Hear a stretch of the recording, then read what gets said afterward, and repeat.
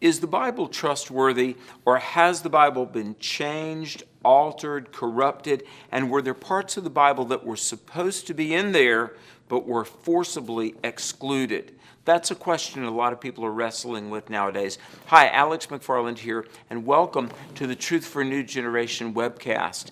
Yesterday I went to a bookstore to do a little bit of research, also to look and see if any of my books were in the bookstore.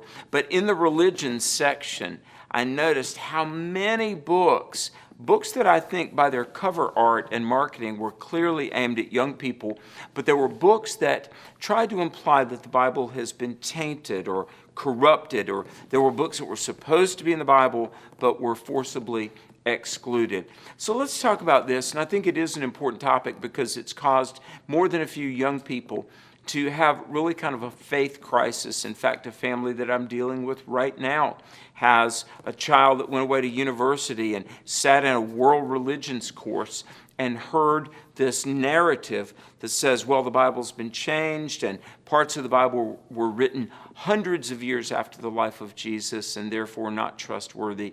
So I want to talk about this. For one thing, let me say this is nothing new. For much of the latter half of the 20th century, in secular universities, there's been this narrative which really almost amounts to an urban legend that the Bible has been changed. But first of all, think about this. What two divisions make up what most people call the Bible?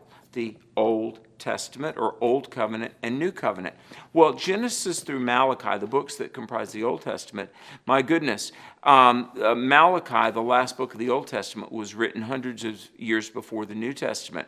And we know that the Jewish people were meticulous, copiously careful in preserving their scriptures. So no legitimate argument can be made about the canonicity of the Old Testament books.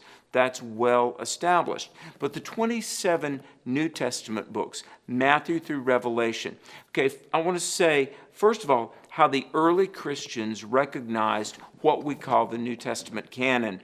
Then I want to talk about the modern assertion that it's been changed. For one thing, the big question of the New Testament books, was it written by an apostle? That's somebody who saw the risen Jesus. Was it harmonious in its content?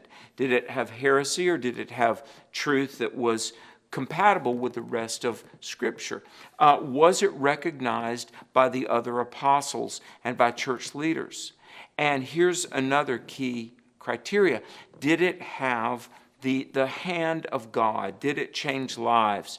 And so what's interesting, the 27 canonical New Testament books were all recognized and acknowledged by about 115 to 125 AD. That's just 25, 30 years after the completion of the final book, Revelation.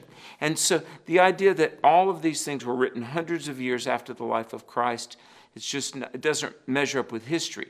And in fact, many of the books that purport to be alternative gospels, quote unquote, were written hundreds of years later by people who never knew Christ, and they were written by people that came along with incompatible content, not written by apostles, didn't exhibit the hand of God, didn't have compatible messages, and they were the books that were never acknowledged. And in fact, sometimes Christian leaders in the first 3 centuries of the church would write warning people, don't fall for this false message.